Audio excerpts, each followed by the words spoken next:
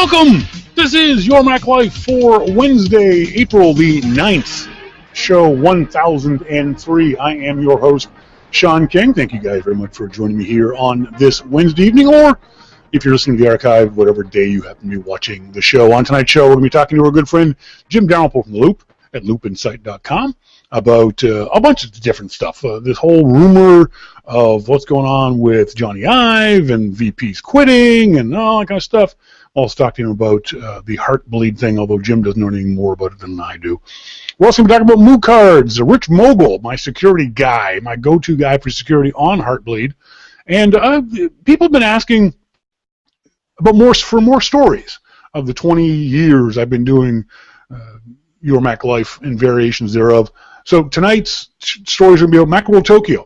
Macworld Tokyo, the last show, was my first show, 2002. We'll talk more about that later on in the show. As always, we encourage you guys to join us any way you can if you're listening live. We've got an active IRC chat room, thanks to the folks at irc.chat-solutions.org. We're in the Pound Your Mac Life channel. Or if you're not an IRC or don't have IRC software already set up, it's easy. Go to the website, yourmaclifeshow.com. Right there on the front page, there is the video, the YouTube video, and below that is the IRC chat room. Put in your name. Thanks to our friend Monty. It's already set up. It'll drop you right into our IRC chat room. No muss, no fuss, nothing else to be done on your part. As always, send us emails to onair@yourmaclifeshow.com. We love getting emails from you guys during the show, during the week, whenever you would like to send those off to me. 3 more sleeps. Ow. That's hard to do with my busted up wrist. 3 more sleeps. Tonight, Thursday night, Friday night, and then Saturday morning, I get up bright and early, go to Tim Hortons, get my coffee and donuts, and I will get picked up, thanks to the nice folks at Olympus. Olympus has invited me up to Whistler, British Columbia, Canada, they are sponsoring the Whistler Ski and Snowboard Festival, WSSF.com, and they've invited, in theory, I think, a bunch of us press people from the Lower Mainland to come up there and learn more about their cameras and shoot the event, shoot the festival. There is a meet and greet at lunchtime. There is a De La Soul concert at 3 o'clock. There is a dinner in the evening. There's a party at the Longhorn Saloon. Everyone from the Vancouver area just went, the Longhorn! I remember the Longhorn! Many a wasted evening was spent in the Longhorn at Whistler. And then the next day, we go to the top of the mountain, we shoot up there, and then later that evening, they drive me back home. I'm assuming. I'm pretty sure they will. They will. So I want to say thanks very much to Jennifer Colucci from Olympus for arranging this. I really appreciate it. Thank you, Jennifer. But that's what we'll be doing on the weekend. Because of that, I needed new business cards. I've got the old Your Mac Life cards. You can see these. The Your Mac Life cards are here, and they were lovely. I like the rounded edges and the gloss. Nothing in the back. But some of the information is wrong. The phone number is no longer correct. The email address is, and the URL is. So I remember back in the day when I first signed up to Flickr.com, and they had a deal going with the folks at Moo Cards, moo.com, M-O-O.com. And what they did was that they would take your information, put on a business card, and on the back of the business card, they would put on your pictures from your Flickr site. You choose which pictures you wanted to put on the business card, which was really kind of a neat idea. I really liked the idea of having those kind of cards personalized is the way to go about it. So what you do is you go to moo.com and you click on their mini cards section. And this is where it gets complicated. They have a template there, and as I found out from many people, templates aren't very good for these kinds of things. If all you want to do is just the basics, just your name and that kind of stuff, then that's fine. They'll do it just fine. It's a slow process. I think it might be a Java applet. I'm not sure. It's not very fast. So in my mind, I was expecting this. So here's my business card, and here is what I thought a Moo card was. So it's the same width as a business card, and about 5/8, 3/4 of the height of a traditional business card. So I thought, oh yeah, these would be really cool. I like these. That's from the nice folks at oloclips.com. Well, unfortunately, or fortunately, depending on your point of view, what I got was these, significantly smaller than what I was expecting, like a lot smaller. Now, Thanks very much to my good friend Mosquito. He is in the IRC chat room. Thanks. Mo designed those cards, designed the graphic, created the graphic for the card. Thank you, Mo. You're fantastic. Wonderful freelance designer. If you need a freelance designer, talk to Mo. He's your man. But the neat thing is, here's the back of them. And so that's the back of the Moo card. And the thing is, each card has a different back and can be done in a different direction, which is really kind of cool. So I grabbed some of my favorite shots of people I've taken pictures of, or objects I think that look nice. There's one of Jim Dalrymple playing guitar at WWDC a couple years ago. I love that picture of Jim. So what you do is, and here's a Mike Rose of TUAW. Great shot of Mike. So the idea is, because I'm trying to show off the photography stuff, is I'm going to walk up to people and tell them, well, when you want to trade business cards, I'm just going to do this. Here, pick a card. Take whichever card you want. And they're going to go, what? And they'll pick a card. And then they'll find out in the back the details of the card. I'm hoping this gimmick works. So first of all, Mo, thank you very much for designing these. I appreciate it. The other problem was, because this was a rush job, because I only found out about the Olympus thing last April Fool's Day, and didn't know where to get the cards, so it took a couple days to figure out where to get the cards from. It was a rush job. The cards themselves, 200 cards, were $40, I think, $45, which, yeah, it's expensive for 200 cards. But 200 well-designed, nice-looking cards, that's fair. But then there was another, I want to say $40 for rush shipping. Ouch. Another $40 for rush printing. Ouch. And another $20 to get it across the frickin' Canadian border. Yes, customs nailed me for $20 before they would even deliver the damn things. So they're expensive business cards. So those 200 business cards ended up costing me about $1 a card. $1 a card? 50 cents a card? A little over $100. Yeah, 50 cents a card.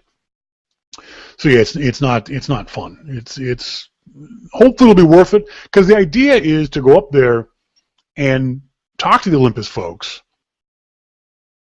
I don't know, I'm saying something I shouldn't say, but that wouldn't be the first time. I think they would make a good sponsor for the Starting Point Photography, digital photography classes.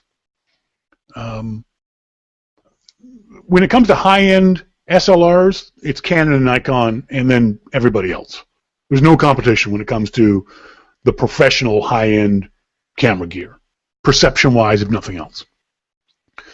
When it comes to the mid-range stuff, and especially nowadays with what they call the mirrorless cameras, Canon and Nikon might not even be in the mix, certainly not with mirrorless cameras. Olympus started this a few years ago, this what they call what they call 4/3 cameras. I got to find out from someone at Olympus what the hell 4/3 mean, because that means 4/3 to me is 1 1/3. I don't understand.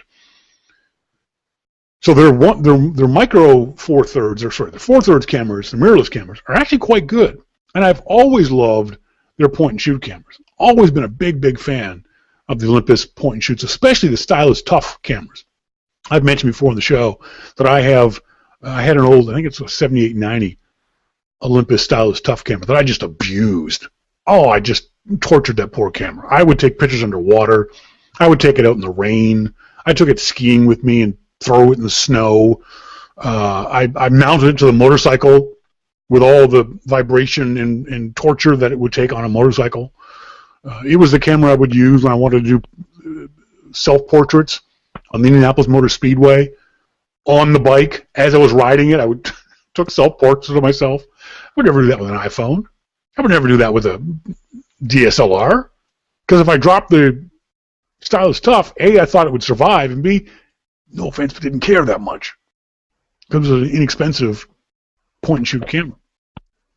But I think for beginners, I really like Olympus' stuff. It's cheaper than the comparable Nikon and Canon. So if you're a beginner and just still learning how to shoot, if you're a beginner still learning what a camera does, you don't have to buy a Canon or a Nikon.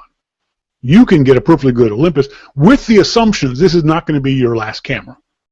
The camera you have now is not going to be the last camera you ever own. You're going to buy another camera at some point if you are going to get serious about photography.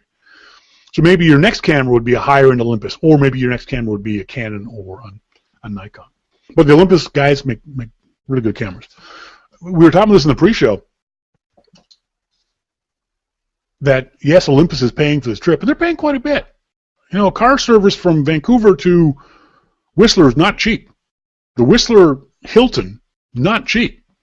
Paying for a bunch of media folks to eat and drink for 2 days up in Whistler, not cheap. Now, there is no explicit understanding that we should say nice things about Olympus because they've done all this stuff. That's not going to happen, at least not with me. If the way these events work is you go and there's a meeting of everybody, lunch, there's a bunch of cameras on the tables, and you sort of grab whichever cameras you want to take shots with for a couple hours. And then you trade off cameras. So you might start off with a point and shoot, and then move up to an SLR, and then back down to a mirrorless camera and that kind of stuff. So you'll spend the day doing that. But there's no explicitness to A, we own your photos, or B, only say nice things about us. So if these cameras are crap, you guys are going to know the cameras are crap. I don't think they will be. I've shot Olympus before, and they were good cameras then. Oh, there's Jim. Jim is in our Google Hangout, so just going to get myself hooked up to here so I can see and hear him. Clicking on Jim. I hear Jim. Does Jim hear me? Yes. Hey, buddy. How you doing? Good. This whole Heartbleed thing, do you understand any of it?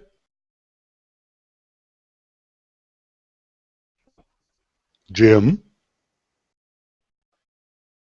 Okay, we had Jim a second ago. Why don't we have Jim now?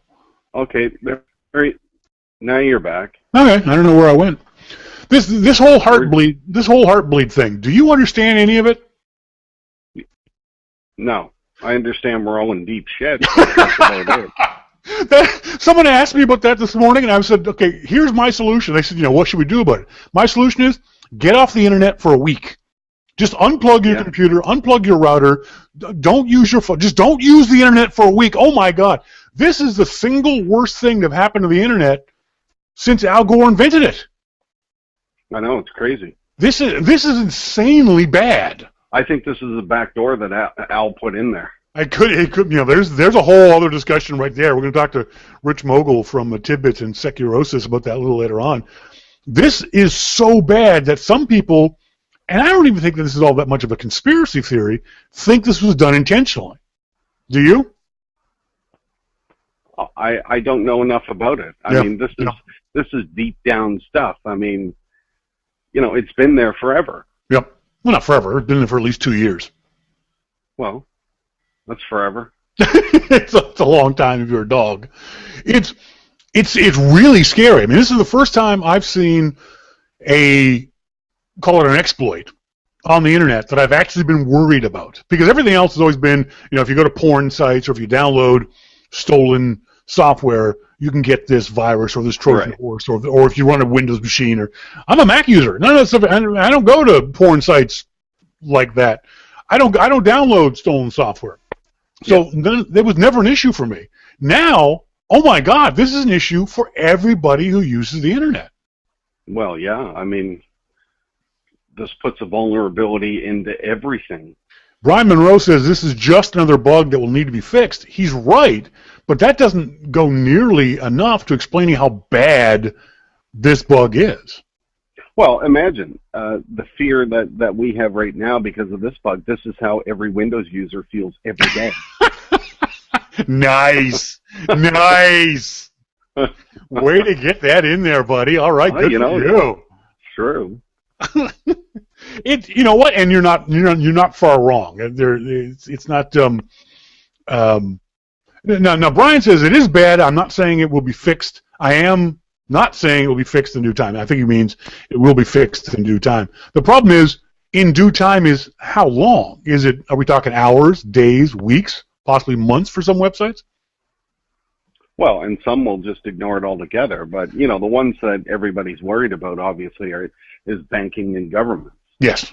And that's the key one for me, where I tell people, if the website you're going to has any of your important data, whether it be a financial or credit card or things like that, don't go to that website. Don't log into the website. Just don't use it. Because that's definitely, until you can go to the website, my bank is CIBC. Until I go to the CIBC.com website and there's a big window there that says we fixed the bug, I'm not checking my banking information online. I'm just not going to do it. Well, you can do it. You won't have any money by tomorrow, but I don't have any money anyway, so it's not that big a deal. But yeah, it's definitely, Brian says the ones people should worry about is your email host. You should worry about all of this stuff. This is not a minor thing. This is an absolutely huge, monstrous thing. And the issue is, part of the issue is behind the scenes stuff, is that this was built, the software, this OpenSSL stuff, was built basically by, is managed by like 15 guys in a basement. This is a volunteer project that the internet, 2/3 of the internet is based on this software, being run by, I'll say professionals, but volunteers. Can we trust those guys? I'm not asking you the question because you don't know either. I'll ask Rich Mogull that. But this is something you should actually be worried about, kids.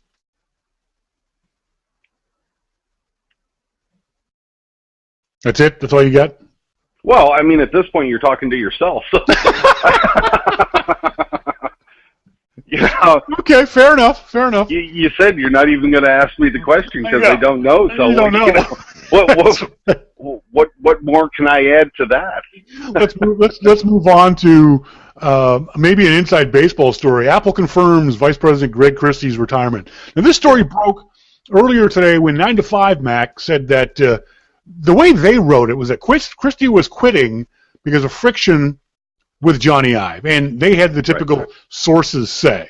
Right. Now, Apple has come forward and said, no, that's not necessarily the case. Christie has been planning on retiring for quite a while. Which of these two stories do you believe is true? Well, it's probably somewhere in between. Yeah, could be. I don't disagree with you on that. You know, it's Apple. There's no doubt that he probably planned on retiring long ago. And, you know, that could have been because of the changes that went on that brought Johnny in to design iOS 7. Mm-hmm. Sure. You know, so it's probably, there's a bit of truth in everything. So, now, you're the only journalist in this conversation, so let me ask you about this from a journalistic point of view. The Wall Street Journal reported what Apple said, that Apple spokesman said Greg had been planning to retire later this year. He's worked closely with Johnny for many years. So the assumption, you read between the lines of that, is that, no, there was no friction. Mm-hmm. Now, Wall Street Journal said all that, but then they went ahead and said that, as they described them, Apple enthusiast website 9 to 5 Mac, so there was friction between Greg Christie and Johnny Ive. Now, that's a single source of that rumor. Right. Was that ethical for the Wall Street Journal to do that? Well, now, they're just reporting what 9 to 5 said. I mean, it could be said that what the Journal was doing is kind of rebuffing what 9 to 5 said in the way that they did it. I probably would have done it a bit differently, but you know, the 9 to 5 piece was so big today that it's almost impossible to write something on this and not mention it in some way. Well, see, the problem I have with it is, by the Journal repeating the single source rumor from 9 to 5, they lend credence to it. And because of them lending credence to it, people, and I've seen these stories all over the place, basically, to boil it down, Johnny Ive is obviously a megalomaniac asshole. Well, he could be. He could be. I mean, he could be. I mean, we don't know, but the fact is, Apple had a major change when Johnny took over, and you know, Johnny's going to do things his way, and I'm sure that there are some people at Apple that needed to be sat down and said, look, this is the way it's going to go, so, you know, get on board or get out. the problem I have with it is because it's a single source rumor and because it impugns the integrity of the rumor subject, you should wait. A reputable website like the Wall Street Journal should wait at least until they get a second source. Sure, go ahead and repeat the rumor from 9 to 5 Mac, but at least get another source that reconfirms that or refutes it. You understand what I'm saying?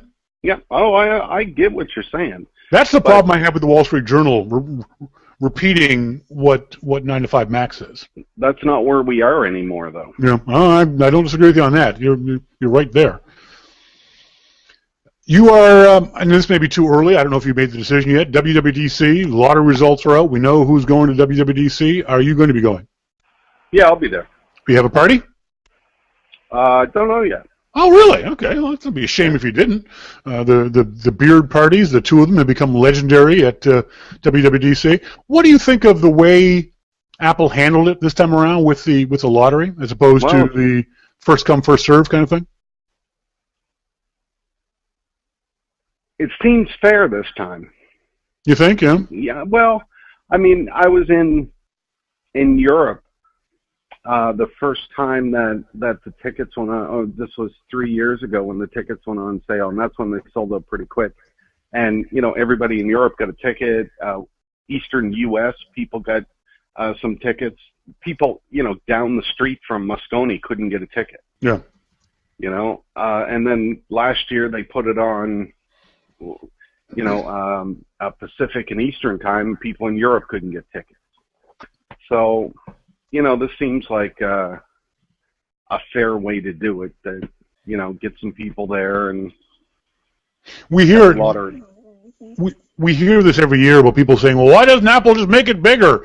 Apple can't make it bigger, can they? I mean, people who say that don't understand what WWDC is. It's not a Macworld Expo where you can just take over Moscone East and Moscone West and Moscone South to make it bigger.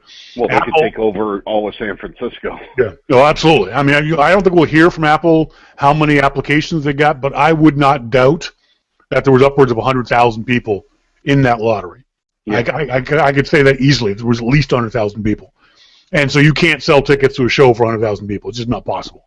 No, you can't do it. And it's like you said, it's not about the space to let people in. It's about the resources that Apple has to dedicate to, the developers that are there. Yeah, people have enough resources, enough engineers and enough executives and, people to go speak and things like that to do 5,000, whatever it is. I think that's how many there were. Yeah, 5,000, yeah. Yeah, people think that all it is Apple is opening up more space, but they forget that this is a developers conference where people are getting one-to-one time or many-to-one time with Apple employees who are coders, who are programmers. If I've got a problem with my app, I can go to WWDC and talk to the guy who created that app. If I've got an iOS issue, I can, in theory, walk up to the guy who's coded that section of iOS and say, hey, why am I having this problem? Help me fix this issue. Exactly.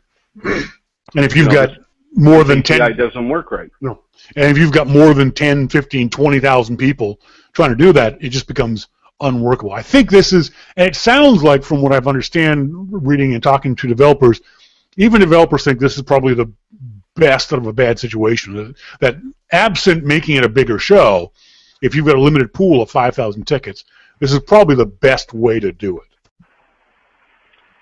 Well, there's some people that I know that didn't get tickets. Yep.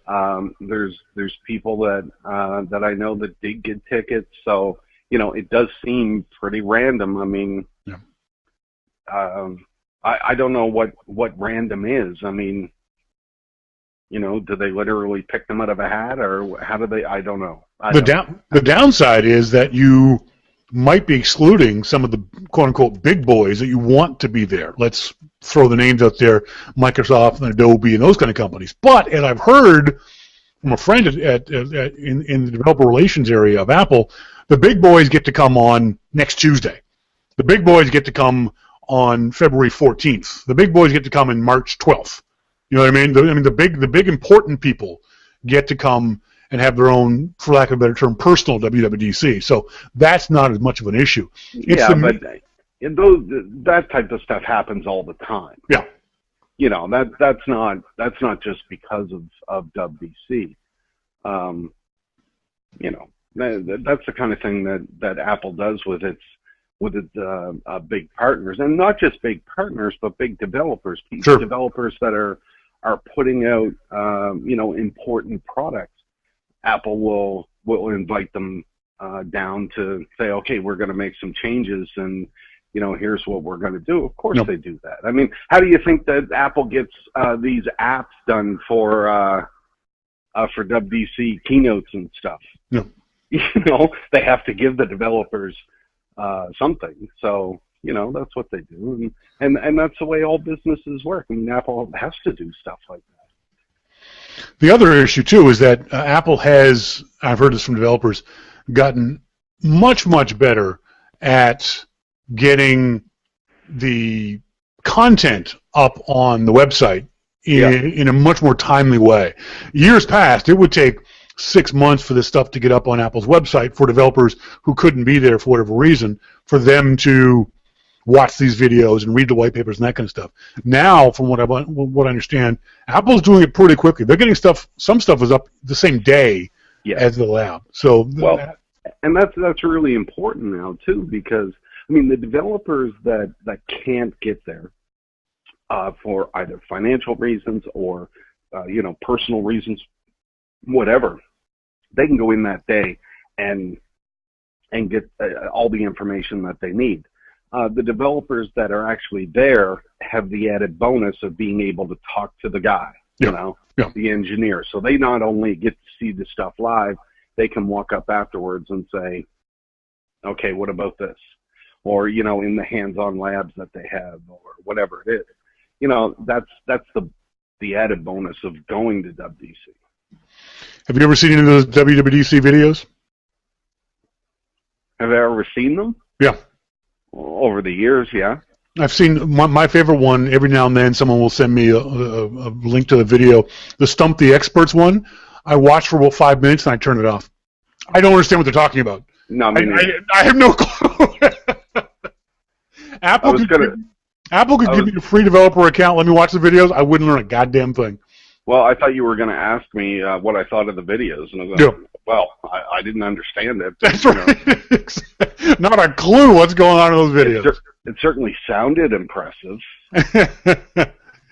It's an interesting event. It's not. We have to say this quite frequently on the show. It's not a Macworld Expo. This is. I think I will say that there's more work being done at WWDC than there is at a Macworld Expo. This is, for Apple, certainly more important than any Macworld Expo. This is where real work gets done. This is where when you see an app that comes out 3 months later or 6 months later, it's because of what that guy learned either from or at WWDC. This is a huge event. It may be more important than Macworld Expo now, but I'd argue in years past, it's those Macworld Expos that allowed Jobs to introduce the products that brought the company back. Okay, that's fair. So it's that kind of press and everything that really brought them back. But we're in a different time now. I mean, you know, when Apple dropped out of some of the big trade shows, not only Macworld but NAB and NAM and, you know, all those ones, then people look to WWDC as one of the, besides the events that they hold, this is the one time a year where all of Apple is there to say, here's where we're going. I think that's a good key too, is that this is Apple saying, here's where we're going. That, you know, they're the leader of the parade. This is the company that we all follow and that those guys make money off of, and they need to know where the company's going. The other thing is too, folks may not realize this, every session, now while you will hear about what goes on in sessions, but in theory, every session is under NDA. Those NDAs get broken pretty frickin' quickly, but from Apple's point of view is that they want these things to be secret until either Apple announces them or they show up in apps at some point in the future. So this is very high-level stuff for these folks. I love hearing about WWDC. In years past, I didn't care because I didn't understand it. To me, Macworld Expo was a better show. But as socially inept as developers can be, going to a WWDC is actually a lot of fun. Some of those guys are real fun to talk to. Yeah. Yeah, they are. I mean, it's the first time they've been out of their basement in like 12 months, but... I just served that one up for you. I was hoping you would take that. I was hoping you would run with that one. The funniest story I think I've read all week is on the Loop, at loopinsight.com.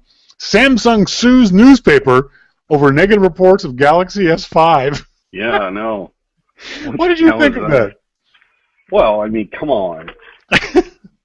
I mean, there's negative reports all the time, but they said that they got it wrong, and you know, funny enough, the newspaper said that they were sticking to their story. Well, I mean, if you get it right the first time, you don't have to worry about being sued, do you? No, you don't.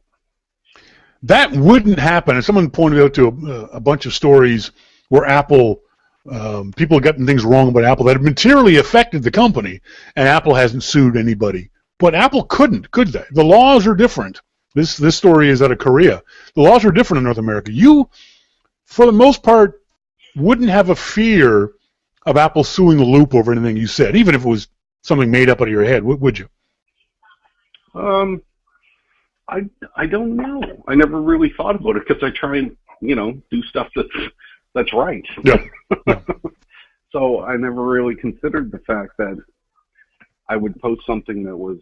The vast majority of websites in North America who are news websites reporting stuff don't have to worry about being sued. This is an odd story out of the Orient, so to speak. We find it funny, if only because we know it would not happen here in North America. It hasn't happened. I mean, Apple's had many opportunities to, if they wanted to, sue someone for bad reporting. But first of all, that would just take up all of Apple's resources. And secondly, they wouldn't win the vast majority of those lawsuits. It just wouldn't be worth their effort to even try. Well, and there is a lot of bad reporting out there. There is, as we have spoken on this many, many times. You've got a story up in the Loop that I think is interesting. I wonder if you can shed some light on it. Apple says 87% of its devices are running iOS 7. As everyone points out, the latest version of Android, I think it's 4.4, is on less than 5% of devices. Right. Do you know why that is? Because it sucks. Oh, sorry. Did you want me to expand a bit more on that? No, I think that's probably good enough. Have you ever used Android? Have you ever used for any period of time an Android phone? Not for any long period of time. Yeah, neither have I. Yeah, I have. And the thing that I find, or that I found annoying about it was really the lag times and everything. No. You know, it wasn't very responsive. So I didn't like that. But to get back to your question, Android they don't worry about backward compatibility, and it's not because, we're pushing things forward. It's because, you know, the phones can't be upgraded or won't be upgraded. Yeah. And, you know, Apple goes back a couple of generations in the phones to make sure that they're compatible. So it's very easy for people, when iOS 7 is released, to just go in on the phone and click update. Yeah. And, you know, the operating system downloads, it installs, your phone restarts, and off you go. For me, I think there's a certain percentage of this that deals with trust. We trust Apple to not screw us with these software updates. I think if you've been burned by someone, you don't do that thing again. Very, very, very few of us have ever been burned by updating our iPhones to any version of the iOS. Can't be said of folks who use Android. Right. Now, they may get burned through no fault of their own or no fault of Android. Maybe that their device isn't compatible or their software, blah, blah, blah, whatever it is. I think there's got to be a certain percentage of it that, for the most part, I don't worry too much when I see my software update pop up and it says there's new software from Apple. I think, yeah, you know, I could easily click on that. I don't, because I want to do a backup first. But I don't think about, oh my God, am I going to worry about this? Is this going to crash my computer or my phone or whatever it might be?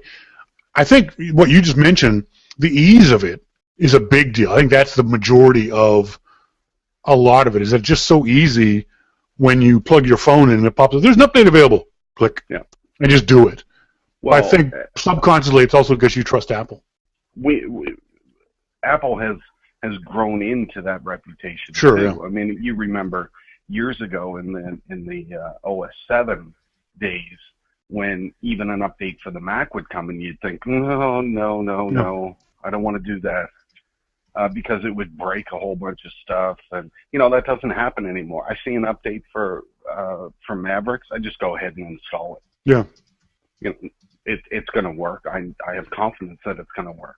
I had an update to Mavericks a couple days ago that popped up and said there are new code developer tools. You want to install them? Sure. What the hell? I clicked update. I'm never going to use them. I don't even know what the hell they are, but I just clicked on it anyway. Yeah.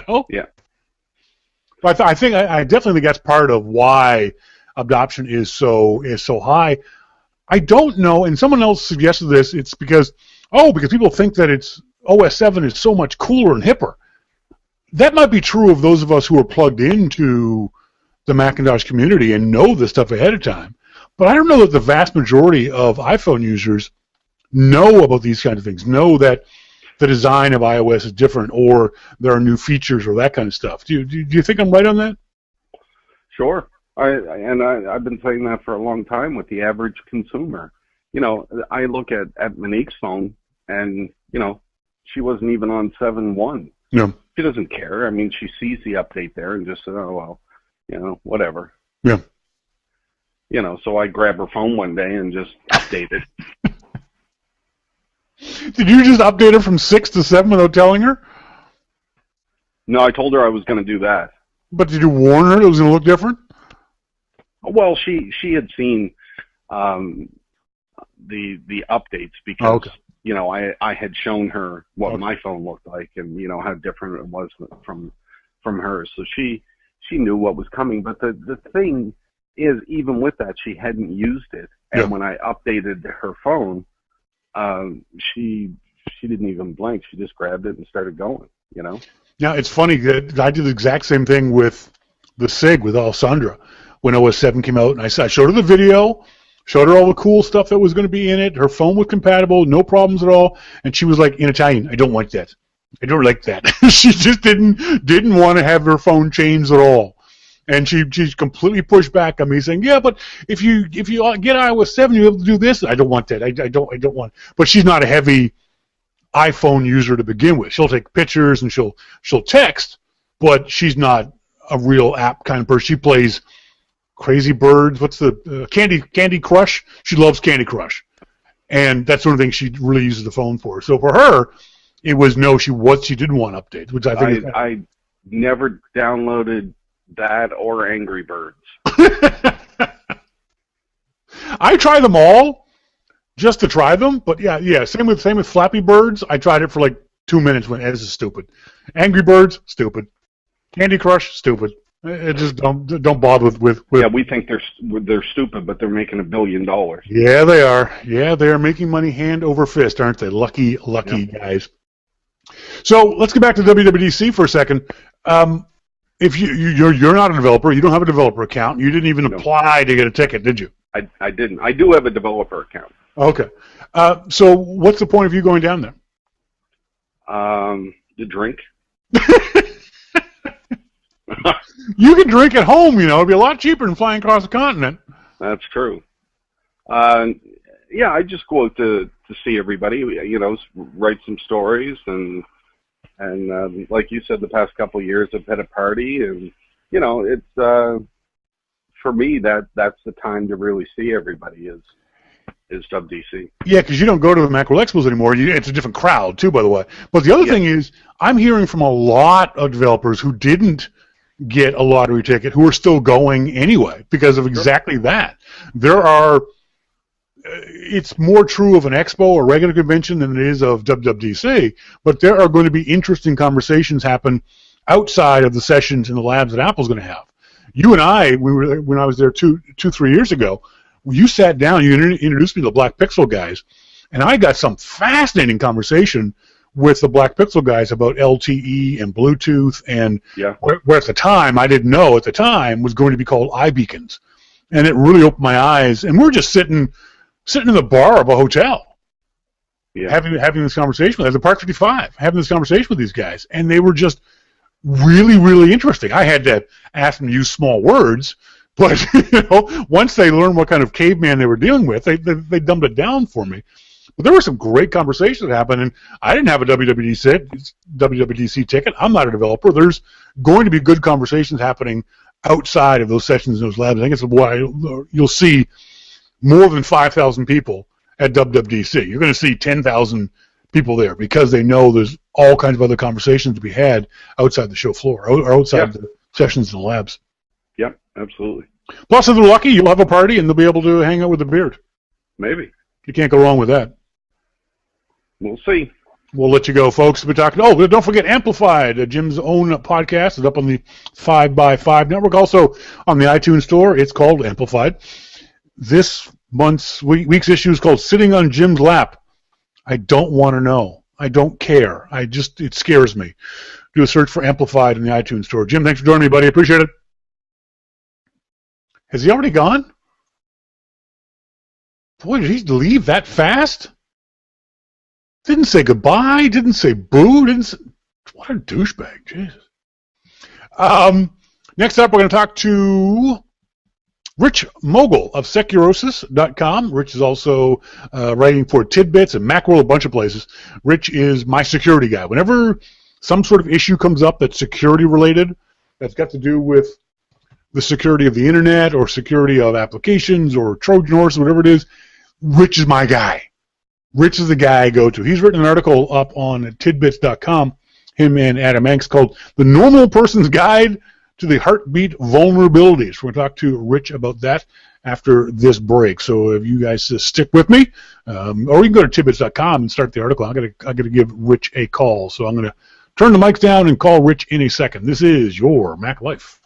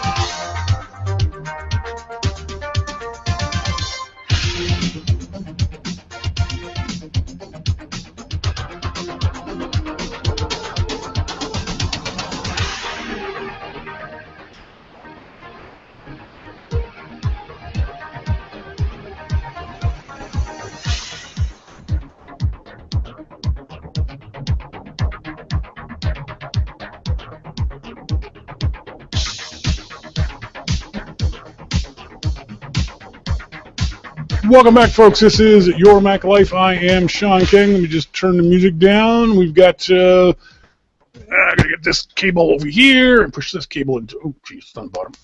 Cable into there, and hopefully Mr. Mogull can hear me. Rich, you there? Yep. Hey, Rich, how you doing? Good, good. Other than all these people harassing me because apparently I was 30 seconds late for the time you told me you were going to call me. No kidding. Come here. Where are you? Where are you? Where are you? Hang on a second. I got my... I think I was on time. Oh, well, it's fine. It's fine. It's good. We're all good. So I got to assume that you've had one hell of a busy day. Yeah, although it had nothing to do with Heartbleed. I'm actually out at a conference at Disney, which is weird and strange. You're at a security conference at Disneyland or Disney World? Disney World. Conference is actually at the Contemporary Hotel out here. So, which was... I've done tons of conferences out in Disney over the years, but now that I have kids, it's kind of wacky. It's even stranger. Okay, you've written you and Adam Angst of tidbits.com, folks, have written an excellent article, The Normal Person's Guide to the Heartbleed Vulnerability.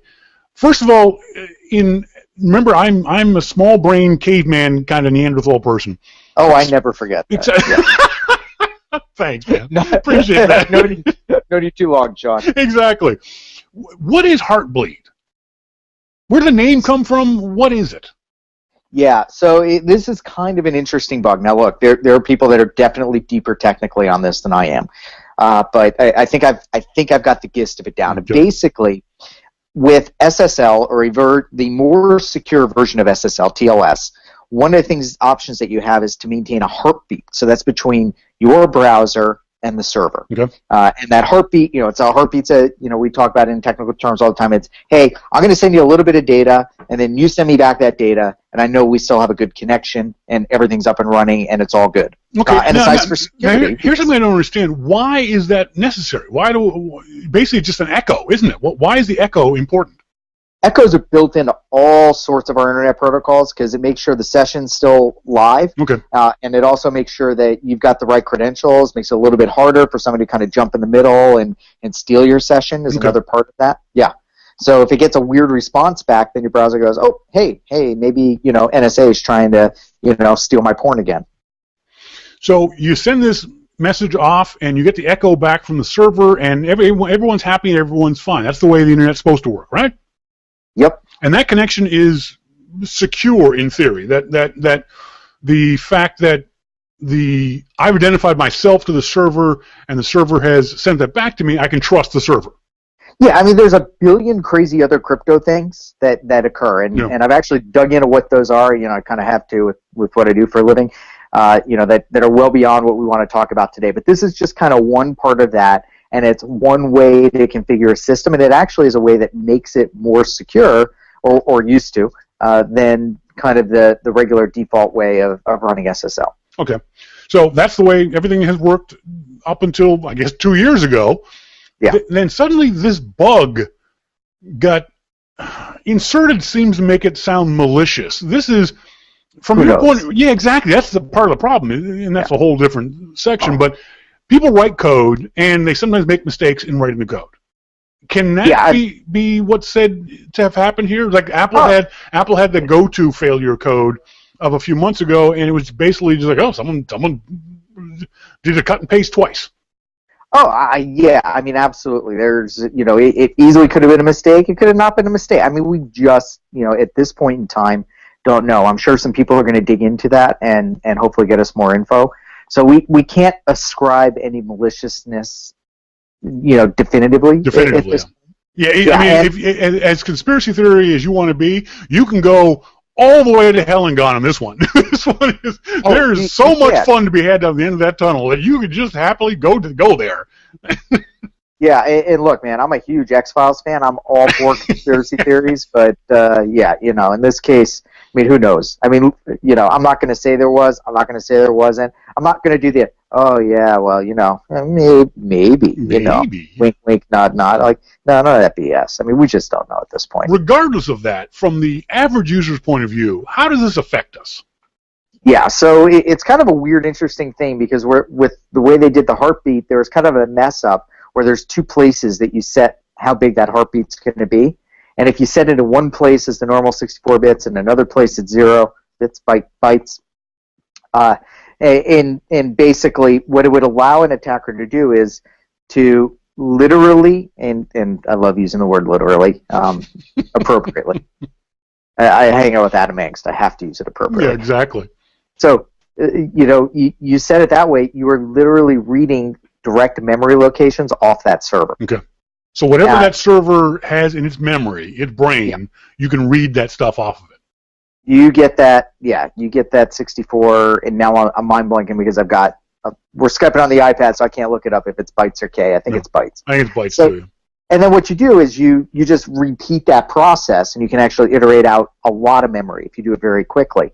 And that can expose just a ton of stuff. It basically, the things that are most likely to be in memory at that point in time is whatever is being encrypted for somebody else's SSL session, like usernames and passwords. Which on a website, say a banking website, is happening all the time. That's what that whole conversation is going to be about between you and the server, is you identifying yourself, rightfully so, to the server, and the server saying... When you log in, not necessarily for every connection, although some sites like store that stuff in cookies and send encrypted values out, and you could potentially get those. There's all these like kind of iterations and garbage that security geeks like me get into. Yeah. The short version of it is what really matters to people.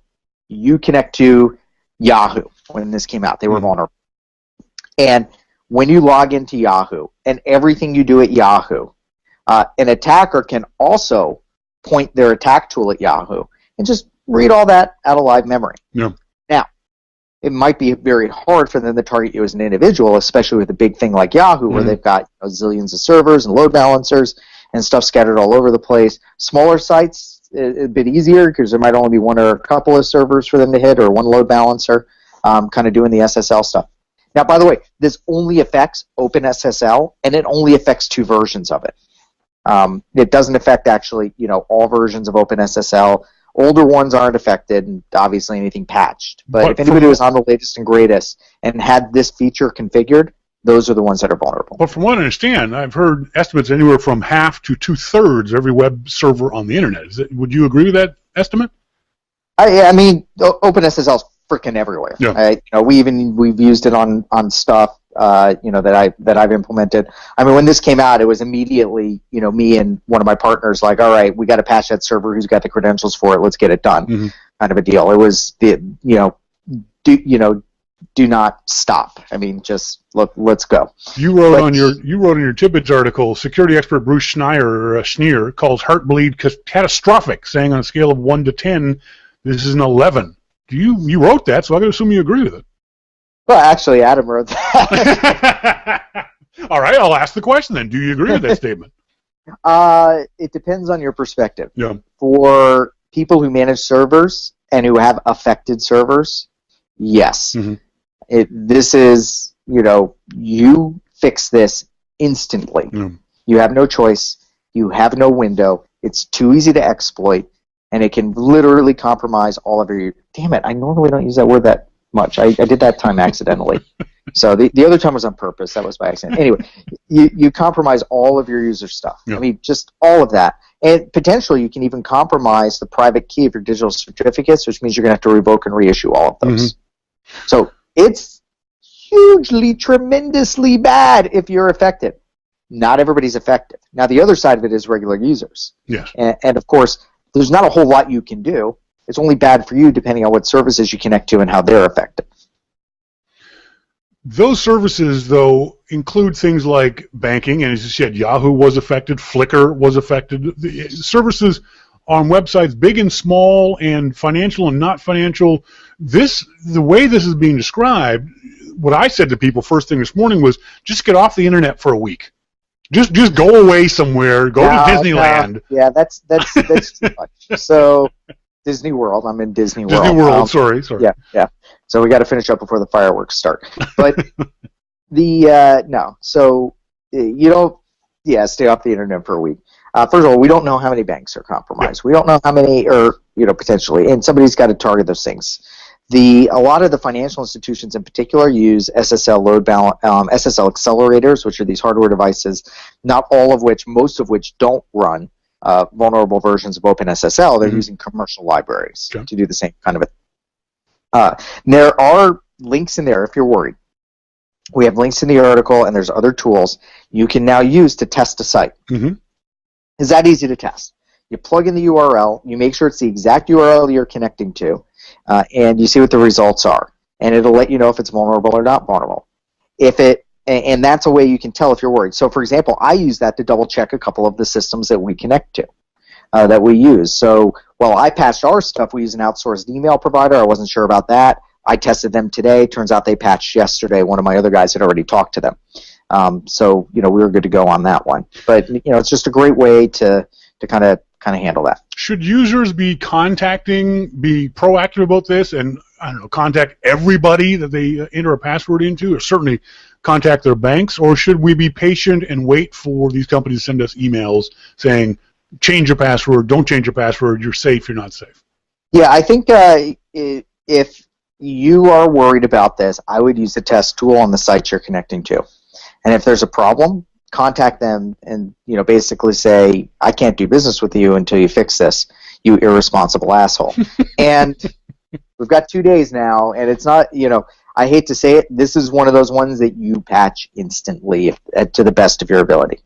By the way, if I remember correctly, inappropriate language is appropriate. Absolutely. All right. Remember, this is a show where Adam Angst, for the first and only time on the internet, has cursed. I got Adam Angst to say a swear word, which I'm remarkably proud of. Was it the C word? It doesn't count if it wasn't the C word. Oh, no, I wouldn't even try to get him to say the C word. What are you kidding me? I won't even say the C word. Dude, no, I spell with a K. It's easier to say that way. Yeah. but so what you're saying is what's a 4-letter word for snatch? Grab, exactly. So before I open up my web browser, I should go to the Heartbleed test website and enter. That seems like a big pain in the butt. Wouldn't it be easier to just change the passwords, or should people wait? Nope. No, it wouldn't. Okay. Yeah, and that's the big thing, and you saw that in the article. If the site's still vulnerable, changing your password, if anything, exposes it even more. Yeah. Because remember, this is the reading things out of live memory, and because of that, any activity you now engage in is what's problematic. Mm-hmm. And by the way, this isn't just problematic for web browsing. A lot of servers use TLS to connect to each other for email, for example. Yes. There's all OpenSSL is everywhere. Yeah. It's embedded in so many different things that are out there. I think we've seen some. It would not shock me if there's more than a couple of iOS apps that use it. Now, they may not be vulnerable because they may not be using the vulnerable configuration, which is also quite likely. There's a lot of ways. Turns out you actually use like OpenSSH and OpenSSL libraries to do other kinds of crypto things, and that's not, all that's fine still. That's not going to be an issue. I'm looking at the GitHub list of supposedly the scam was performed around April 8th at 12 UTC. Look at the list of these websites, folks. This is Yahoo, Flickr, RedTube, Web.de, OkCupid, Scoopit, Slate. These are some big websites that have been US Magazine, DigitalPoint.com, PickMoney, PetFlow. There's some big websites out here who have done this. My solution, and Rich, tell me if this works, because I've run everything through 1Password, I turned off 1Password. And so in theory, when I go to a website that asks me for a password, I can go, aha, you're one of those ones that I need to change. And I won't enter in the password. I can't because I don't know what my 1Passwords are. Is that a solution? I didn't realize you could set up 1Password to automatically log in. I don't use it that way. But yeah, no, that's a pretty cool feature. So yeah, no, you want to manually understand where you're logging into. Yeah. Now, look, if you want my OkCupid profile, go for it. I'm married with 3 kids, and my Ashley Madison, different story. Yeah. Oh, I'm going to get such a beating. It's you are. Yeah, it's good she doesn't know I'm doing this. But no, I think it's worth it, particularly for the sensitive sites. Now, I don't care a lot about the other sites because I use 1Password and I have random passwords for everything. Yeah. So not a big deal to me. If that one gets compromised, it's a low risk. They're not getting into my bank accounts or anything else. They could use it for phishing and other kinds of things. Mm-hmm. I don't want to overblow the situation. It is catastrophic. On the other hand, people are fixing things very quickly, and if you kind of pay attention to the kind of, what you're connecting to, what you're logging into, and just, all right, we'll give something a few days before going in, you should be in good shape. Hasn't dramatically affected my work, for example. I just, the sites that I've logged into in the past, 48, 24, 36 hours, I've just, if it's, I have been checking to make sure it's okay before I put in a username and password. And I've been lucky that pretty much everything has passed so far. It's really people should really only be concerned about those sites where you have to put in a username and password. If you're going to CNN.com, there's no worry. If you want to read the news, there's no worries, right? Yeah, I mean, they're not going to do it. It doesn't enable a man-in-the-middle attack. It doesn't enable anything else. Saying, I mean, yeah, I mean, if you have a username and password for Slate, it means you're one of the assholes that does weird shit in the comments. So you get what you deserve anyway. So it's all good there. So it's kind of funny. I got to back up a little bit. You said you didn't want to overinflate this, but you said this was catastrophic. I mean, that just seems to me to be two different sides of two different coins, for that matter. But this is. I'm drinking alone in Disney World. I mean, what do you expect? I'm just happen to notice I'm already getting emails from various providers who were saying, yes, we're safe, no, we're not. Got one from IFTT, which I love, by the way, the website, yep, IFTT. I use that as well. IFTT is no longer vulnerable. We've taken the precaution of logging you out of IFTT, and we encourage you to change your password. So hopefully we'll see a lot of these coming And that, through. by the way, is a perfect response. Yep. Now, remember, unless you logged in, so there's two ways that somebody could get your info. One is if they were attacking that site as you were live logging in. So I haven't used IFTT in a few days, so I would have been fine there. The other is if somebody was recording all the traffic in the world to IFTT, then used the attack, and then IFTT was configured in a way where they could get their private key. Then they could actually go back and use that to decrypt all of that old data. Mm-hmm. And pretty much that's just the NSA. And yeah, I mean, maybe a couple of other governments, but it's not even that the NSA is evil. They just have a better budget than all the other governments. Right, exactly. That's right. They're all doing it, people. We have more money. Go USA. And USA. I should do my Captain America 2 plug here as well. Man, you got to go see that if you haven't. So I can't go see it. There are no gratuitous shots of Scarlett Johansson's butt. I'm sorry. I will boycott it because of that. Yeah, but you get to see her beat up a lot of dudes, and that's worth it. You like that, do you? All right. In very, very creative ways. And yeah, no, it's fine if it's other people. Not me. I'm not into that. No, that's what I've heard. I've heard from everyone that it's a very good movie. I'm looking forward to seeing it. So we could talk about that for the rest of the show, because exactly. Honestly, that's up with Avengers and might even be better than Avengers to me. So overall, the basic takeaway from all this is don't be overly paranoid or worried, but be vigilant. You have to be vigilant, yeah. And look, I mean, one of the reasons we talk a lot is I try to de-hype things, but be very realistic. Yeah. And that's what I mean by it is catastrophic. I mean, this is, it's one that has to be fixed instantly. Yeah. There's no other way to say it. However, when we were kind of tossing this around, and I was talking with the Macworld guys about it as well, it's kind of like, what do we say? And it's like, I can't tell everybody to change passwords, because if you change your password at the wrong time, it doesn't help you. Yeah. I can't tell everybody to check every site, because while I will do that, that's not realistic for most other people. Mm-hmm.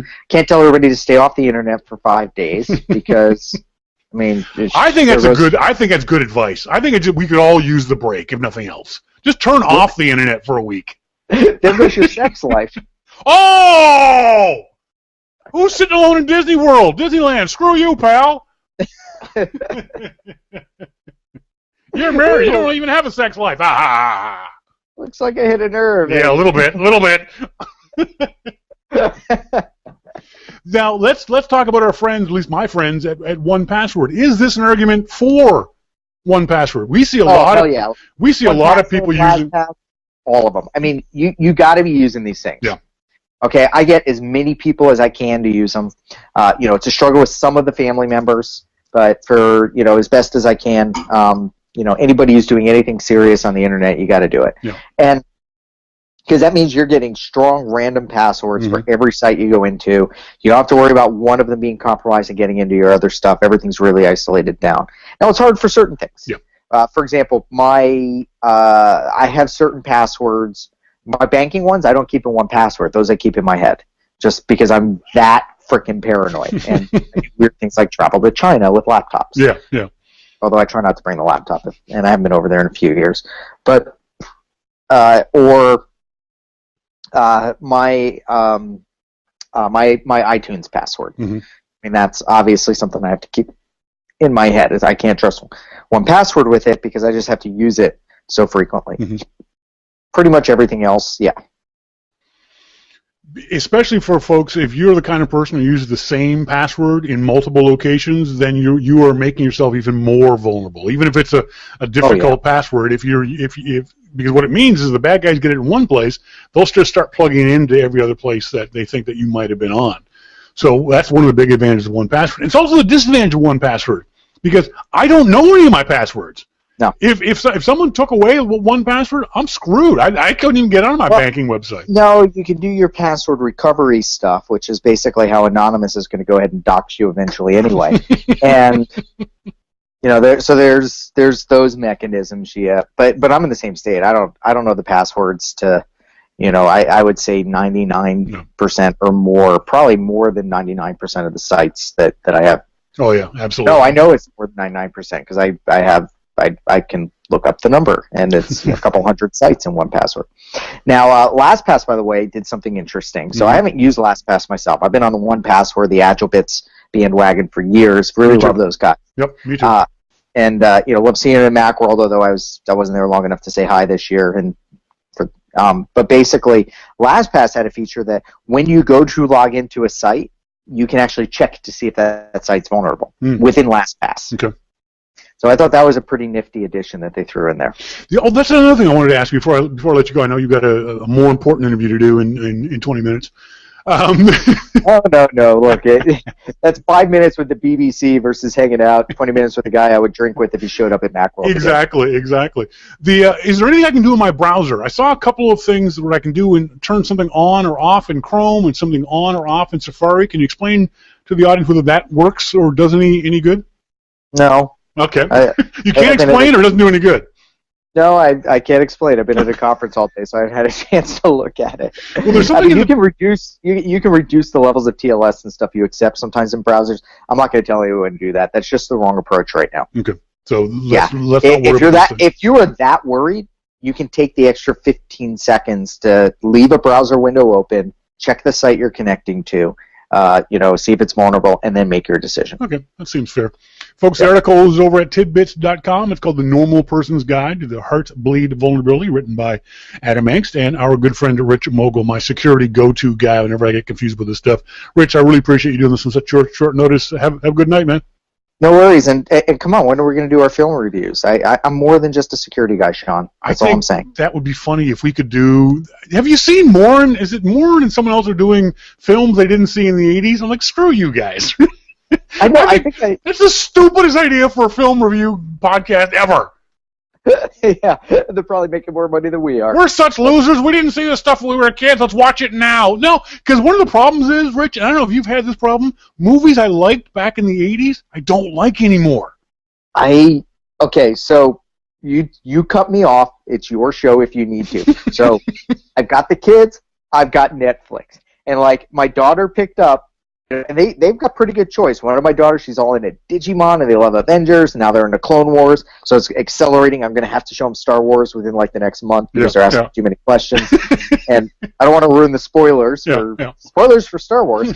But when you have kids, that is probably one of the most important decisions as a father. Anyway, she picked up Godzilla. The Godzilla cartoon show from the 80s with Godzuki. Yep. I remember Saturday morning and I'd wake up and I was so excited to see that. And, even she couldn't get through an episode because it sucked. That's right, it does. So bad. So they kind of, watch the whole thing and they're like, we're going to watch My Little Pony now. That's right. But I'm talking about movies like Apocalypse Now. Sucks now. Blade Runner sucks. I hate Blade Runner. I loved it in high school and college, but now it's the most boring goddamn movie ever. Yeah, I redid.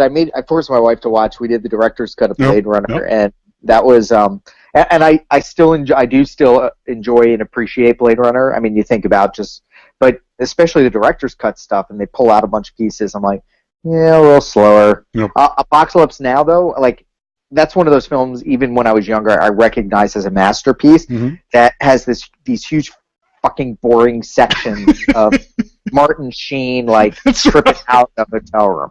And so, look, I get it. You know, I need the no Jar Jar version of Apocalypse Now. In the end, and I get it, and I can appreciate it and respect it as a fine film, and then go watch the latest G.I. Joe. Exactly. So, exactly. The Maniacs in the Ashley chat room were saying machete order for Star Wars. Tell him, Shawn. You know about the machete order? So I'm doing machete order for sure. All right. They're screwing it up with Clone Wars. Not only machete order, but I got the unspecialized editions. So I downloaded those. If you don't know what those are, basically this crazy guy, I think it's Handy or something else. I can't remember the links, but just look unspecialized. And it was Jeff Carlson that hooked me up on these. For the original trilogy, somebody went through and actually created high-def versions without all of the special edition enhancements. Yeah, no.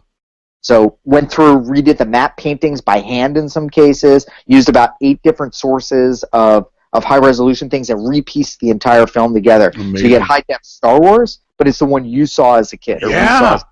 And that's the important thing. It's the one we saw as kids. I think it's one of the reasons why the hate is on for Lucas so much is that you're screwing with our childhood, dude. Just redo the movies the way we remember them. Don't make them a different movie, you bastard. Well, and some of the stuff like making some explosions better, I actually like the enhancements in the Death Star attack, sequence. Yep. I mean, I thought that actually made it look better. Some of the CG stuff that they added in, the new work there. I like when they fixed up the matte lines so that when you're looking out the front of an AT-AT, you can't actually see the shadow like through the walls of stuff. Like that stuff was fine, but hand shot first and Vader saying no at the end. No, that was it. And those 2 pieces alone, I can't let my kids watch it. Folks, I've been talking to Rich Mogull of Securosis and Tidbits.com. He also writes for Macworld.com. Rich, thanks very much, buddy. Appreciate it. Thanks, Shawn. Happy anytime. Have a good night. Bye-bye. Cheers. Bye. Talk about going off on a Your Mac Life tangent. when hang up on Rich. When we do tangents, we do them good, damn it. We're not messing around with just regular everyday tangents. We're just going completely off script. Just all the way off script. That was funny. Thanks, Rich, for doing that. Folks, if you have any other questions about this, don't send them to me. Send them to Rich. Go on tidbits.com. The article is called The Normal Person's Guide to the Heartbleed Vulnerability. Rich is a great guy. I love the way he explains stuff. He explains them in generally easy-to-understand language. So please, if you have any more questions, I still say we should just shut down the internet for a week. I don't see a problem with that. We'll just make sure everyone's all set up. Would we really be that bad off if we shut it down for a week? I don't think so. A few weeks ago, months ago, we did the 20th anniversary of the show. And I remembered, I got an email from some folks about what they were saying, what about this? I remember this, what about this? And I realized there was just, even though that show was 2.5, almost 3 hours long, there's still some stuff that I haven't gotten to talk to you guys about. That you may not remember, you may not be have listened long enough, so you may not even know about these sort of things. Remember when I said that it was 2002 when I moved from here in Vancouver down to Nashville, Tennessee, and thanks very much to Paul Griffin of Griffin Technology who did that. I still remember sitting there in Nashville, and we're literally just sitting around. Every Friday afternoon, they had this company was a lot smaller than us, maybe 30 people, and they sat around Friday afternoons and they have some beers and they talk about stuff. And Paul sort of went, "Oh, Shawn, I just remembered. Do you want to go to Macworld Tokyo? Or where Griffin Technology is going to be having a booth at Macworld Expo in Tokyo. Do you want to go?" Yeah, I want to go. He's okay. Talk to our travel person, and they'll get you set up. So I was like, "Oh my God, this was." I want to say it was in April. Let me just check if I can't. I don't know the dates of It was March. It was March. It was sometime in March, Macworld. So it would have been shortly after I got there, because I got there in early February. And so off we go. And because the travel plans weren't done at the same time, I was traveling at a different time than those guys were. So I get my information about the plane, and I go online, and because for me, I want exit row. So I go to whatever airline website. Oh, look, exit row. I can get exit row for this 18-hour flight out of Atlanta, Georgia. Great, exit row.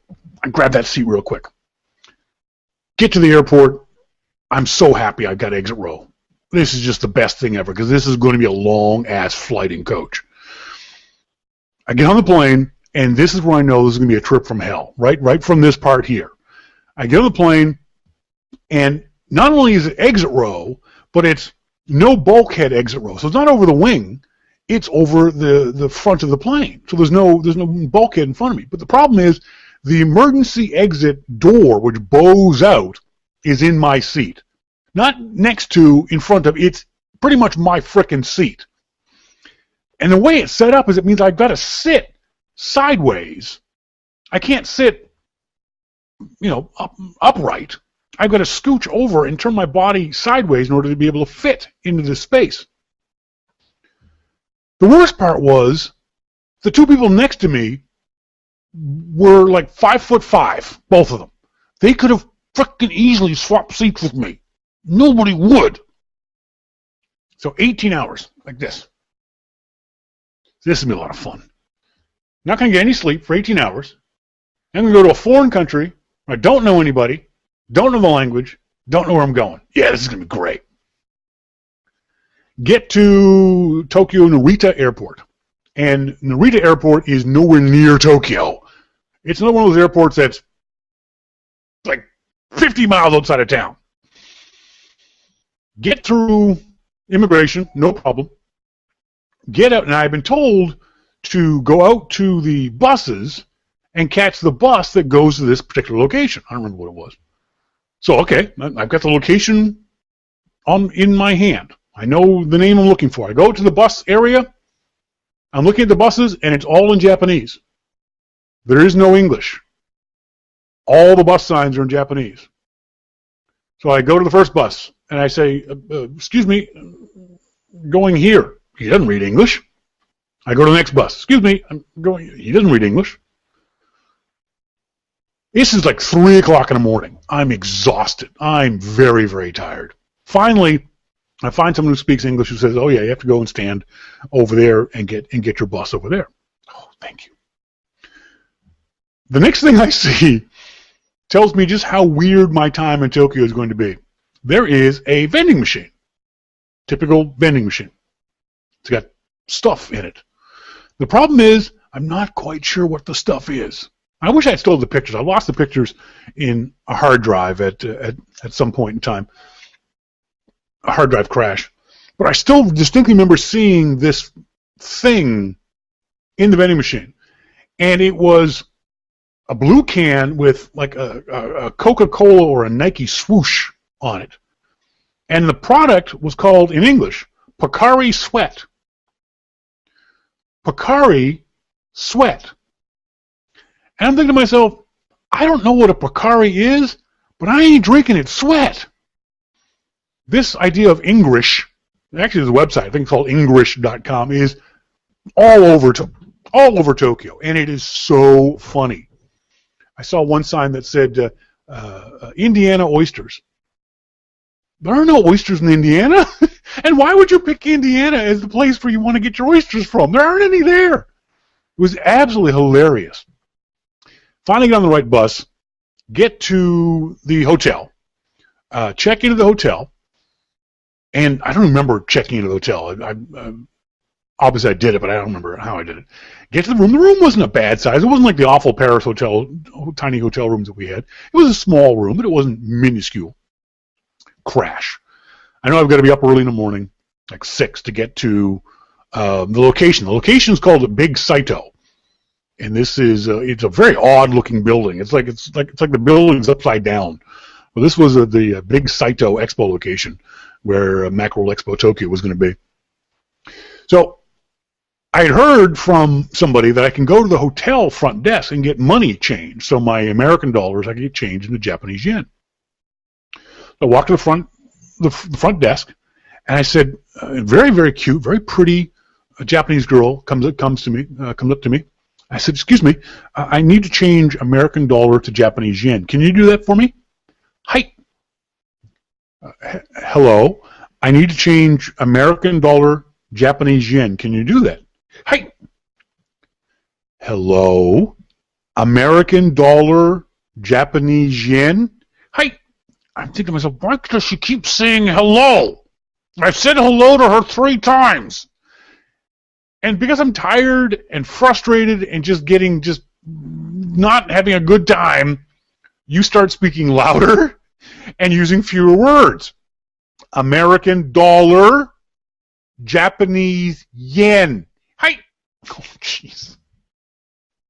Why are you at the front counter of a tourist hotel if you don't speak English?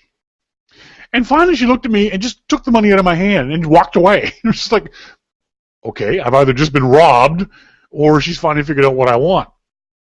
She comes back and she hands me a stack of money. just like a stack. I gave her like 500 American dollars and she gave me 1,000,000 yen. I'm thinking, I'm rich! I've got more money. There's literally, these are 10,000 yen notes. 30,000 yen notes. Like, whoa! I'm stinking rich! You know, my brain doesn't clue in. It's the same $500 you gave her, you big dummy.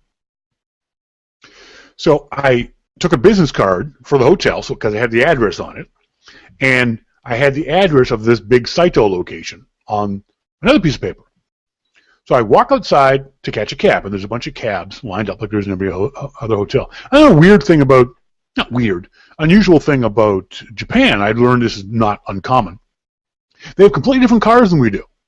There was a Mercedes-Benz El Presidente, which I'd never heard of here in North America, that most of the taxi cabs used. So I walk outside, and the guy bows, and I said, taxi cab? And he blew his whistle, and he waved a taxi cab up. Taxi cab comes up, and before I can even make a move to the door opens up. Like automatically. They have automatic door opening, which I thought was really cool. I hop in the back of the cab, and it's what you would imagine a big Mercedes sedan is.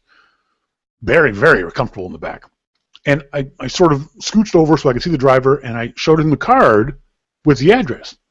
He went, hey, why does everyone keep saying hello to me? And off he goes. So I'm driving, I'm taking pictures, and I realize I'm looking at the taxi money thing. What is that called? It flips over. Not odometer, cashometer. Someone help me out here. What is that thing called? Glenn says, poor guy from Halifax sees the world. Yeah, that was pretty much it. The thing with the money that tells you how much money, a meter, it's just a meter. It's a taxi meter. Thank you, a meter. And this meter is going like it's a slot machine. 10,000, 11,000, 12,000, 15,000. Holy crap, this is going to cost me a fortune! At that time, I think it was 1,000 yen to the dollar. And eventually we get up to like 45,000 yen. This is a $45 one-way cab ride. Like, oh my God, I'm going to be broke for the week's out. So I look at the odometer, 45,000, and I got two 30,000 yen notes. So I hand him both the notes. I don't know. He's got both. He had white gloves. He was in a suit, by the way. He had white gloves on, both gloves on the steering wheel of the car. And I go to hand him the money, and he goes in a very, very gruff, angry voice. I was like, what did I do? I try to hand the money again over his shoulder, like you do with cab drivers. And he's nodding down. I look down, and in between the driver's and passenger seat is a little tray, a little silver tray. I'm like, put the money down on the tray. He takes his hand off the steering wheel. He takes the money. He makes change, gives me back 15,000 yen. And I'm like, oh, okay, I got to tip the guy. So I give him 5,000 yen. What the hell is your problem? Oh, okay, I put the tip in the tray. I put the tip in the tray, and he's still mad at me. He's not taking his hands off. I'm not out of the cab. He's not taking his hands off. What? And I take the money out, and he sort of smiles, and I don't know, does the equivalent of good day. I get out of the cab. So what the hell is going on with this weird country? I meet the guy I'm supposed to meet at the front door of this big Saito location. I tell him these two stories, and he's laughing his ass off. One of our Japanese hosts. He's laughing his ass off. He said, first of all, the lady at the hotel, she wasn't saying hello. She was saying yes. In Japanese, hi is yes. What? She was agreeing with you. She was telling you yes, she could change your money. Oh man, how much of a moron must I have looked at to her, with me standing there saying it over and over, and her saying, yes, I can do that, sir, you big dummy, you big gaijin. So then I tell him about the cab. He said, yeah, Japanese, we don't take money directly out of people's hands. You always put it through, every place you go, you see there'll be a little tray. You put your money in the tray, and they put your change in the tray. I said, what about the 5,000 yen tip? He said, oh, no, we don't tip. What? No, it's very rude to tip in Japan. This is so weird. We go into this building, this big Saito building, and this was at probably the height of the Macworld Expos in Tokyo. This is also, by the way, the last Macworld Expo in Tokyo. IDG canceled it shortly after this one. One of the cool things about it, first of all, it was huge. Estimated to be 100,000 people there. And the show had a different vibe to it than what you saw at a Macworld Expo. One of the things is the Japanese do a lot more than we do here in North America is modifying their machines. I saw a blue and white G3 that had been turned into a beer stein, a beer cooler. They had a tap where the power button was, and you pulled the draft handle and beer would come out, which I thought was really cool. I saw one really cool power book at the time that was encased in lucite. He had taken the guts out of the power book and put them into a lucite container. So it was a see-through power book, which is really cool. A monitor, everything. It was all see-through. Really cool stuff. They did some really, really interesting modifications with what they were doing with their machines. The other thing that was really interesting about the Macintosh community in Tokyo, and Michael House maybe in our email will tell me, at that time, anyway, I think there was like 10, maybe more Macintosh-focused magazines, like full-color monthly magazines that you could buy in the newsstands, obviously all in Japanese. But, I mean, we here in North America, we've only ever have access to, I think, maximum 3. Macworld, Mac User, at the time, Mac Today. Now we've got the assholes at Mac Life, and there is no Mac User anymore. We have Macworld. That's it. There are no other Macintosh-focused magazines out there. So the Japanese community was much larger, at least more involved than it was here in North America. The other funny thing was I met up with these guys. This was Macworld Streaming. These were the first guys to do streaming on the internet from a Macworld Expo, and they did it in Tokyo. And they were literally walking on the show floor. This guy had a backpack on with all the gear on the back. He had a screen where you could see yourself, and he had these glasses on where you could see the screen, and he would interview people. It was really kind of cool. And they were doing live streaming to the internet. And they met me, and they said, Shawn, do you want to do this? I was like, yeah, that'd be a lot of fun. I'd love to be able to do this. Well, it turned out to be a complete freaking disaster because the interview would be, I'd say, okay, I want to interview those guys. Okay, great. So we couldn't find, it was very rare to find someone who spoke English. So what they said, we'll translate for you. Okay, great. So I asked the question. The translator would then ask the question of the guest. The guest would then give the answer. The translator would then translate the answer back to me. It took forever to ask 2 questions. So while it was fun, it really wasn't of any real use. It was cool to do it, though. It was very cool to be able to actually do a live broadcast from the show floor. That's where we got the idea to do it in later years, was from these guys. I don't know if they ever went any further than what they did in that 1 year. But it was fun to hang out with them and have the conversation about it. Big Saito was really cool. I still wish I had the pictures. Again, like I said, I've lost it in subsequent hard drive crashes. Cool looking building, really interesting stuff there. Even though you didn't understand most of it, the people were fantastic. I still rave about how wonderfully friendly everybody was, even if they didn't speak English. One time I'm standing in the streets of Tokyo, and I can't read a map. I'm useless, but I think I've got this map figured out. And I'm standing there, and this person walked up to me and said, "I'm sorry, but do you need any? I'm very broken English. Do you need any help?" I was like, "Yeah, dude. Could you please tell me where? I'm trying to find my hotel." And he was like, "Okay, well, it's down here, and then you go, just follow me." Okay, so we're walking along, and he's pointing out the sites and pointing out these sorts of this is that kind of thing. And it's probably a 15, 20-minute walk. We get to the hotel. I said, "Thank you very much for doing that. I really appreciate it.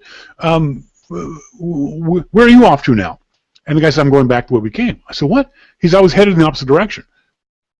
You stopped and went 20 minutes out of your way to walk a stranger back to his hotel? That's fantastic. It's wonderful. And that's not an uncommon story in Japan. It's not an uncommon story in Tokyo. People are very, very friendly. The other interesting thing, I remember sitting in the press room one day, and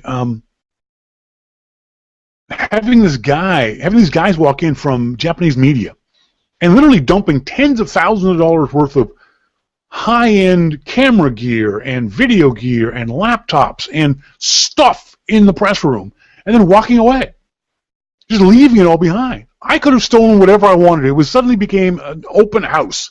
It was just a flea market of cool gear. Nikon cameras and Canon cameras and DSLRs and everything you can imagine. I just walked away. I sort of got up and looked out the door to see if they were just standing outside. No, they had left. They had gone. That kind of theft doesn't happen in Tokyo, in Japan. It's very, very, very rare. I heard from many Japanese that it would be inconceivable that somebody would have stolen something out of the press room. Macworld expos in San Francisco and in New York, every year somebody had stuff stolen out of the speakers lounge.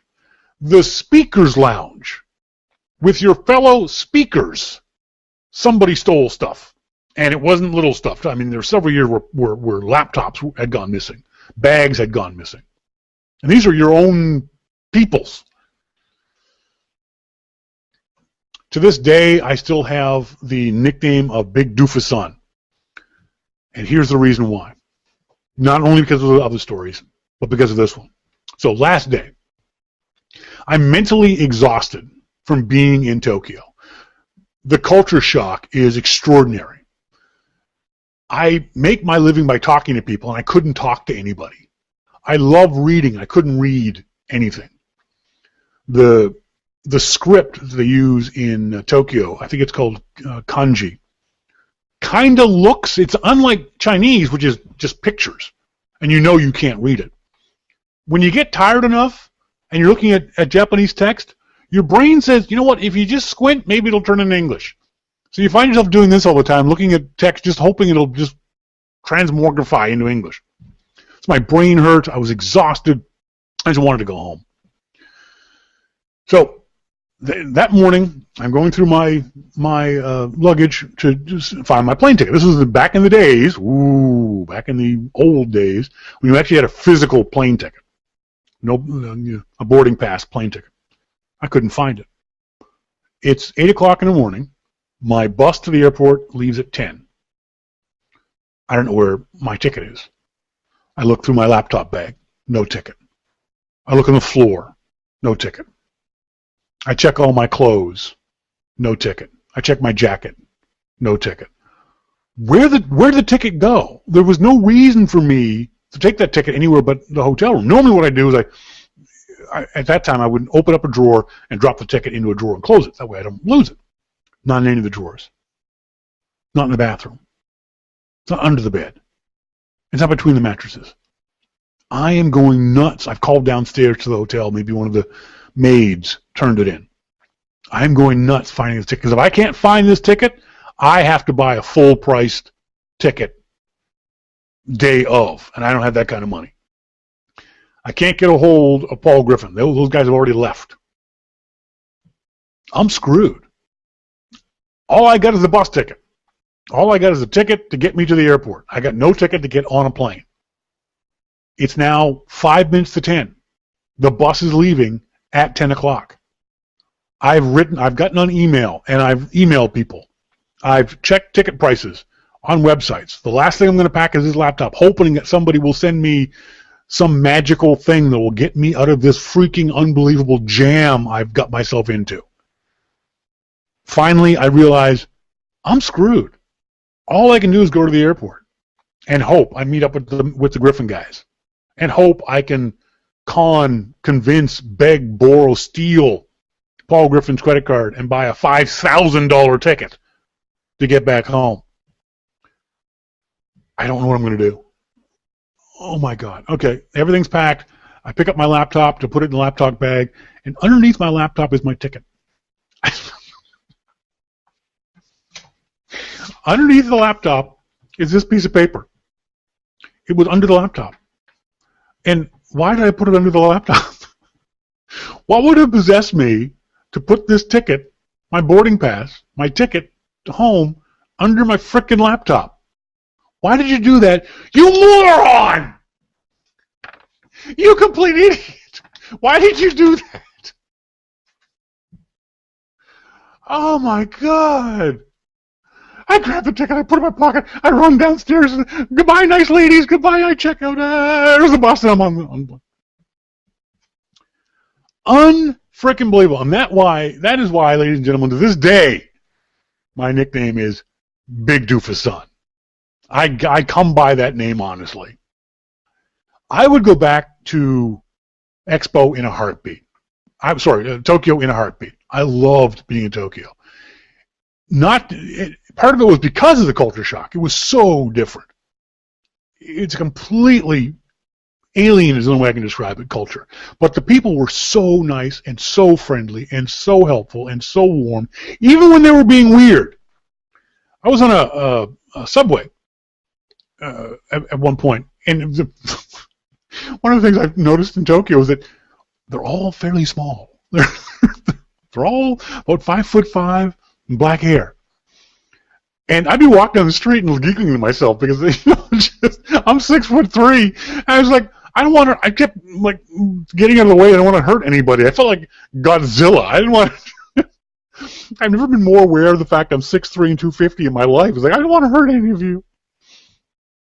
I wanted to learn the Japanese term for, excuse me, but this chair is too small for my ass. Please may I have another one?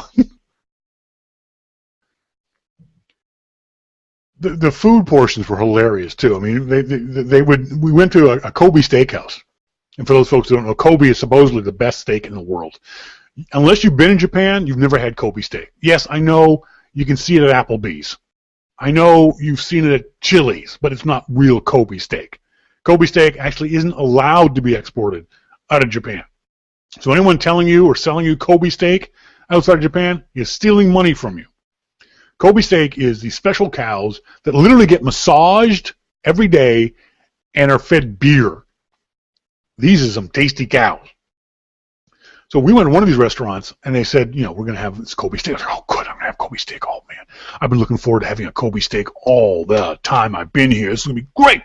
And someone else is paying for it, even better. So our host ordered for everybody. So the waitresses are coming by, and I'm like, oh, this is going to be so good. And they pull up next to me and drop this plate on the table, and the plate is about the size of a teacup, and there's this much Kobe steak. There's literally, this might be 2 ounces of steak. I'm like, oh, dude, are you kidding me? Oh, come on, look at the size of me. Give me like 8 of these, please. Please, can I have all? Brian Monroe says, I think they call it Wagyu Kobe beef. Yeah, it's not Kobe beef. They shouldn't be calling it that at all, because legally Kobe beef is not allowed to be exported out of Japan. The other funny thing was, it's considered very rude in Japan, in a social setting, to serve yourself food or drink. So the first time they come on, we go to dinner, and they bring out these big old quart bottles of beer, like, yeah, baby. And these little tiny glasses, like, oh, God damn it. So the idea is someone else pours your beer for you. It's rude for you to grab one of these bottles of beer and pour it for yourself. You pour for other people, put the bottle down, someone else pours for you. Same with food. You'll get a big plate of something, God only knows what it is, and it's rude to put the food on your own plate. You do it to other people. So me and Paul Griffin decided we were going to be beer buddies, and so we always sat next to each other and made sure we kept an eye on each other's beer to make sure it was always full up at all times. I've always wanted to go to Japan. That's right, we were there in March, so we just missed the Cherry Blossom Festival, which is a huge deal in Tokyo, all over Japan, but in Tokyo. And I wish we could have gotten there to that. Unfortunately, the very next year, and again, this is why when people say, when IDG says they weren't expecting Apple to pull out of Macworld Expo, I call them idiots, because March 2002, come around December 2002, IDG cancels Macworld Expo in Tokyo. And the reason why they canceled is because Apple wasn't going to attend. Now, IDG won't admit that publicly, but from the people I know at IDG, that's the reason why the 2003 Expo was canceled, and subsequent Expos were also canceled. So for IDG to say they didn't know Apple was going to pull out of New York and then San Francisco means you're stupid, because they told you in 2003 this was coming, that this is where they were going. Because the Macworld Expo in Tokyo was at least 2 to 3 times bigger than any Macworld in New York or any Macworld in San Francisco. So for them to say, oh, we didn't know, or we didn't think they would, that's disingenuous of them, or just plain dumb of them. Got an email from Scott Randall.